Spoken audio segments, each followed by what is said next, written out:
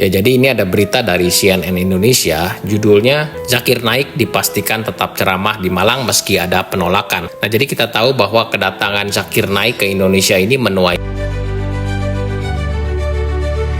pro dan kontra. Nah, kenapa kontra? Karena kita tahu bagaimana rekam jejak Zakir Naik di dalam ceramah-ceramahnya. Zakir Naik ini kan orang Islam, tapi di dalam ceramahnya yang dia bahas selalu adalah Alkitab. Nah, apakah ini diperbolehkan di dalam hukum Indonesia? Ya, kalau tidak diperbolehkan, kenapa diizinkan? Ya, ini sederhananya seperti itu.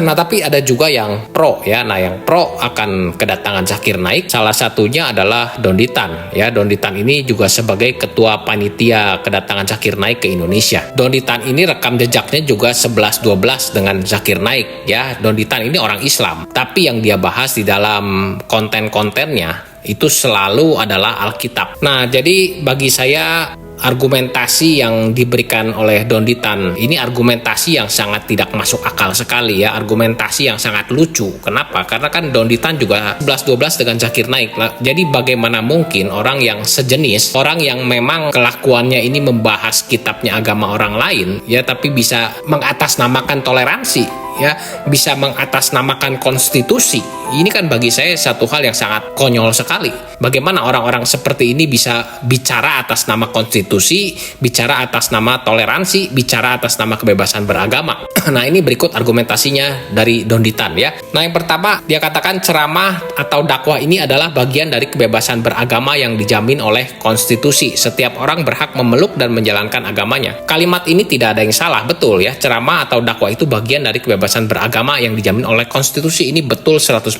Tapi persoalannya ceramah atau dakwah yang seperti apa yang dijamin oleh konstitusi? Apakah ceramah atau dakwah yang seperti Don Ditan atau Zakir Naik yang membahas kitabnya orang agama lain? Ya, apakah ceramah dan dakwah seperti mereka yang sebagai Islam tapi yang dibahas adalah Alkitab? Ya, kalau ceramah yang seperti itu yang dijamin kebebasannya oleh konstitusi, ya tidak mungkin dong ada orang Kristen yang dipenjara, tidak mungkin ya ada seperti anak Batak, Muhammad Kacai yang dipenjara. Mereka ini kan sama saja dengan Zakir Naik dan Don Ditan. Jadi bagaimana mungkin Don Ditan ini bisa bicara atas nama konstitusi, bisa mengatasnamakan kebebasan beragama, sedangkan dia sendiri pelakunya, dia sendiri pelaku yang sering bahas kitab agama orang lain. Makanya saya katakan argumentasi Don Ditan ini sangat lucu dan tidak masuk akal ya, karena dia bagian dari pelaku. Nah, lalu yang berikut dia katakan setiap agama yang diakui di Indonesia punya hak yang sama untuk menjalankan keyakinannya, tapi itu tidak berarti kita harus bermusuhan. Ya, saya rasa yang buat jadi konflik itu adalah orang-orang yang membahas kitab yang bukan agamanya. Ya, seperti Don Ditan dan Zakir Naik. Sebagai Islam yang dia bahas adalah Alkitab. Nah, inilah yang akan buat konflik. Makanya saya katakan argumentasi Don Ditan yang saya baca di CNN Indonesia ini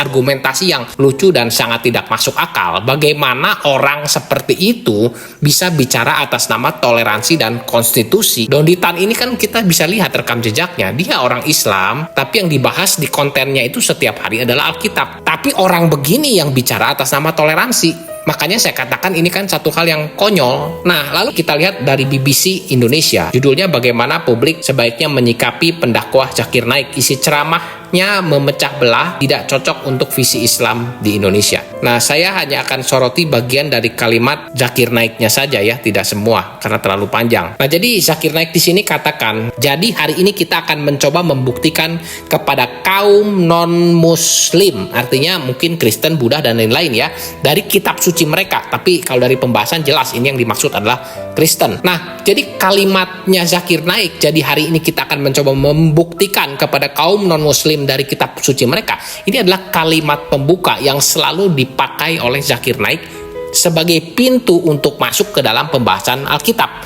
Makanya saya katakan sekali lagi, tidak mungkin ya Zakir Naik ini berceramah tanpa membawa Alkitab. Tidak mungkin, mustahil ya. Jadi di manapun Zakir Naik ceramah, pasti yang dibahas adalah Alkitab. Persoalannya, apakah ceramah jenis ini boleh atau tidak berdasarkan undang-undang? Apakah itu dibolehkan oleh konstitusi Indonesia? Kalau itu dibolehkan, kenapa ada orang Kristen yang ditangkap ketika orang Kristennya bahas Al-Quran? Nah, jadi pertanyaan saya sederhana saja ya. Nah, kalau dari Islam ada Zakir Naik, sebagai Islam dia bahas-bahas Alkitab, lalu dia diberi izin untuk bicara di Indonesia. Nah, dari Kristen juga ada orang seperti Zakir Naik ya, yaitu Christian Prince. Nah, Christian Prince ini juga mengaku Kristen, tapi yang dibahas setiap hari adalah Al-Quran. Nah, saya perlu tegaskan posisi saya bahwa saya tidak setuju dengan tindakan kedua orang ini. Saya tidak setuju dengan Christian Prince, dan saya juga tidak setuju dengan Zakir Naik. Nah, mereka ini kan punya kesamaan, tapi dalam sisi yang berbeda. Zakir Naik sebagai Islam yang dia bahas adalah Alkitab, sedangkan Christian Prince sebagai Kristen yang dia bahas adalah Al-Quran. Jadi mereka ini sama, tapi dalam sisi yang berbeda. Nah, pertanyaan saya satu saja, kalau pemerintah bisa memberikan izin kepada Zakir Naik untuk bicara di Indonesia, nah apakah nanti pemerintah juga bisa memberikan izin kepada Christian Prince untuk bicara di Indonesia?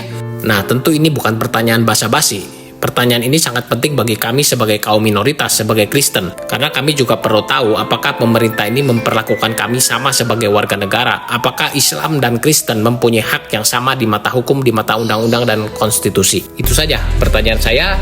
Nah, nanti silakan kawan-kawan tanggapi di kolom komentar. Terima kasih.